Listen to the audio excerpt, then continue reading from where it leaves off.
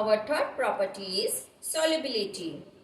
Students, the ability of a substance to get completely dissolved in water is called solubility. Let's perform the soluble test. Students, take 4 glasses of water. 4 glasses in with water. Here I have taken 4 substances. One is salt, sugar, clay and chalk powder.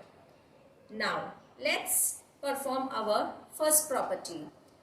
Pour 1 teaspoonful of salt in a glass of water.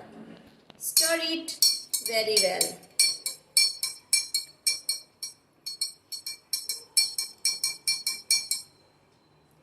Students, can you able to see? The salt is completely dissolved in water. This shows that the salt dissolved in water. Our next substance is sugar. If we take a spoonful of sugar in a glass of water and stir it very well for a few minutes, what you will observe? Stir it gently. After a few minutes, you can see that the sugar is completely dissolved in water.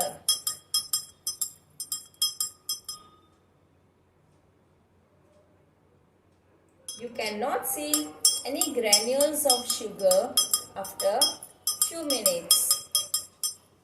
It means sugar is soluble in water.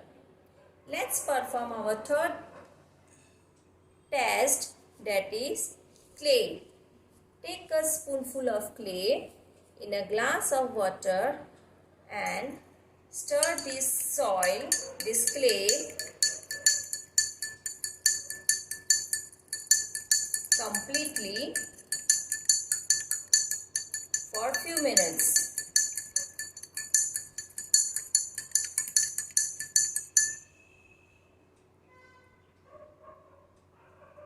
Let this water be settled down for few minutes. What will happen? You can see this clay is not completely dissolved in water. Clay is settled down at the bottom. Students, do you know that sedimentation process? The sand settled down in a glass is called sedimentation. Process of settling down, if it is not disturbed, is called sedimentation. Now let's perform our next activity. Here is a chalk powder. Take a spoonful of chalk powder in a glass of water. Stir it well.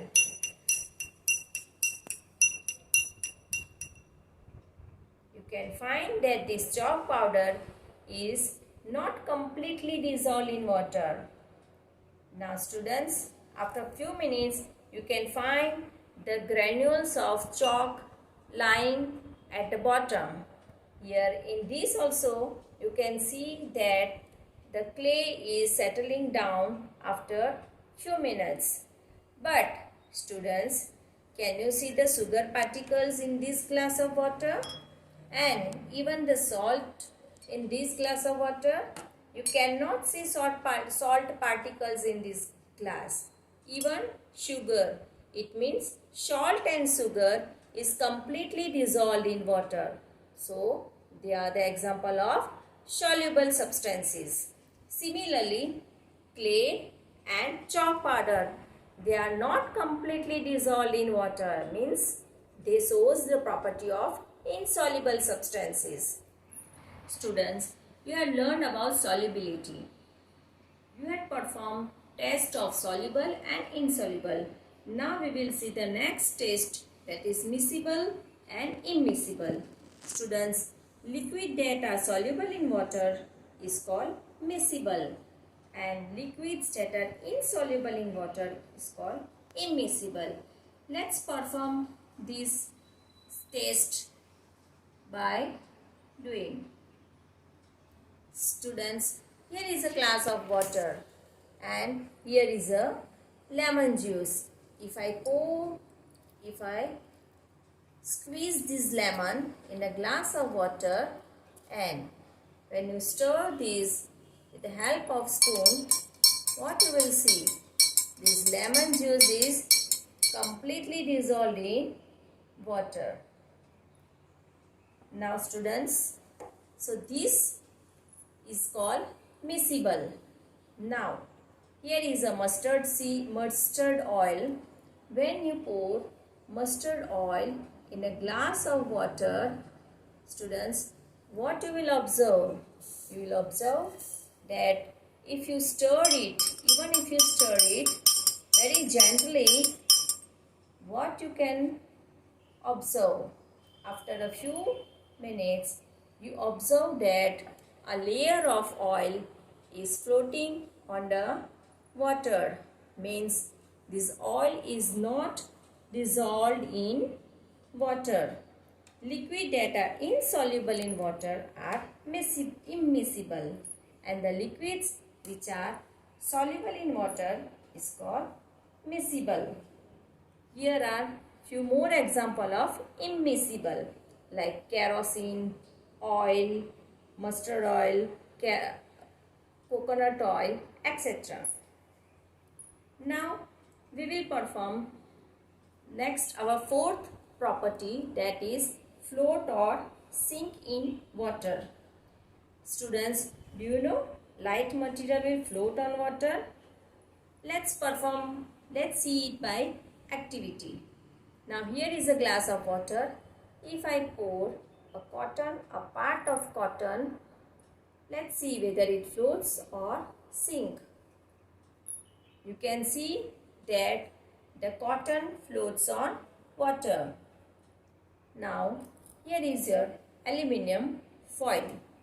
If you put this aluminum foil in a water, what will happen? If you stir it, then also you can see that it does not sink in the water.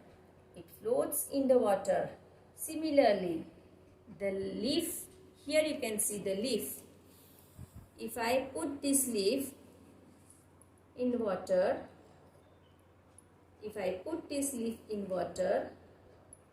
what will happen? If I stir it, then also you can see that the leaf floats in on water. It does not get sink because light material will float on water. Cotton, aluminium and leaf, they are light materials. Now similarly, we can see that heavy material, what will happen with the heavy materials? Here is a pebble. Now if I put this pebble in a glass of water, it gets sink. Students, here you can see an iron things like iron ball. If I put this iron ball in a water, that iron ball is also sink in the water. Here one more iron thing. If I put it in a glass of water, it get sink down. Heavy material will settle down at the bottom of water like sand, stone, iron things, etc. Now students, water is called universal solvent and it has capacity to dissolve large number of materials. Students, we have learned 4 properties of materials. Now we will go to fifth property, that is transparency. Transparency are classified into 3 parts. Transparent. First one is transparent. The physical property of allowing the transmission of light through a material is called transparent material. For example, glass, water, air, cellophane plastic, etc. Next is opaque. These are the material through which light cannot pass at all. For example, wood, brick, cardboard, iron, etc. Now our last property, that is translucent. These are the material through which one cannot see clearly or they can see partially. They are translucent material. The example of it are tracing paper, oil drop paper, frosted glass, muddy water, fog, etc. So students, you have learned all the 5 properties of materials in this chapter. Now we will observe the same thing on our PowerPoint presentation. Thank you.